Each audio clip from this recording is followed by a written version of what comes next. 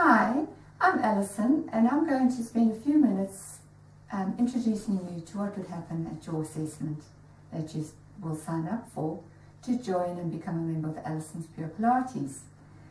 I'm going to have a client come in who would be a brand new client, and we'll work through a few minutes. Obviously your assessment is an hour, but so I'll just give you a brief few minutes trailer of what will happen. On an arrival to an assessment or when I meet you, there's a few questions I'll need to ask, and most of it is your medical history, your previous background, any injuries you may have had, your lifestyle, your job, your hobbies. All of this affects the way you walk and move and carry yourself through life. So it's important I know these things, also what you would like to achieve out of Pilates, and your goal in why you want to sign up.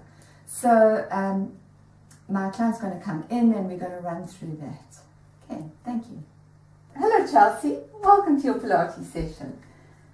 I've asked you all your questions and we're going to go ahead with posture awareness and an assessment. So if you came to a class like that, the first thing we need to learn is to align ourselves. So your posture is okay, it's good, but we're going to figure out what a good posture would be. So if you turn sideways, because we are filming you, if you look, Chelsea is hanging in her hips, her shoulder blades are slightly forward, and her head is not in a plumb line. So in other words, her head is not on top of her shoulders, her hips are slightly forward, and her knees are locked.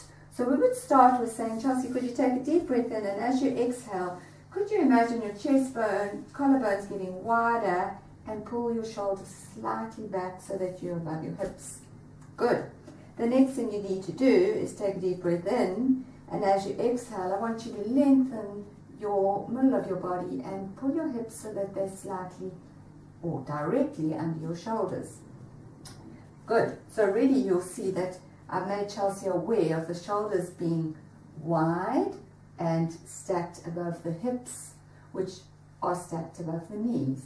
The next thing we need to do is make her aware of her head. So you want to have we all have a lot of tightness and shortness in our neck.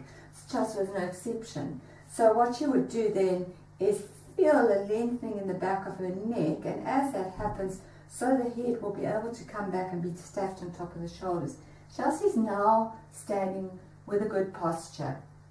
The only thing we need to do is tighten up the area around our hips. Our hips are so important, and they like the gateway to the top of the body and the gateway to the bottom of the body. So what you're going to do, Chelsea, is you're going to feel as though you're tightening from your belly button around into your hips and grow taller as you do so. Right. Keeping your body exactly like that, I'd like you to soften your knees slightly. So in other words, I don't want you to bend your knees. I want you just to unlock those kneecaps. They are supposed to be straight but not locked. Beautiful. Really now you can see Chelsea is looking so much better with an open chest, ribs nice and stacked above the hips, and beautiful long legs. Her height probably went up a couple of inches, which happens when you do Pilates. Her eye line has been lifted and her chin is now beautifully lifted up. From this, being aware of this now, obviously you can see that Chelsea was easily able to do that posture because that's her natural posture. Some people wouldn't happen, but that is what you're aiming for. So we'll just make you aware of it, and you'll probably find a very strange feeling and won't feel quite comfortable, but you'll realize how much better you look, and then as you're opening everything up, you're going to start breathing better, and then you start to feel better. So the next step in an assessment will teach you how to breathe laterally, so that would be to the side and into the back and into the front, because most of us just use our diaphragm and we breathe quite shallowly. So the next part of our assessment, which we spend some time on, I would do in teaching you how to breathe. And at that stage we lie down on the floor, and then you can be aware of your posture and be able to focus more on your breathing. Hope that helps you understand what we're going to do in your Pilates assessment.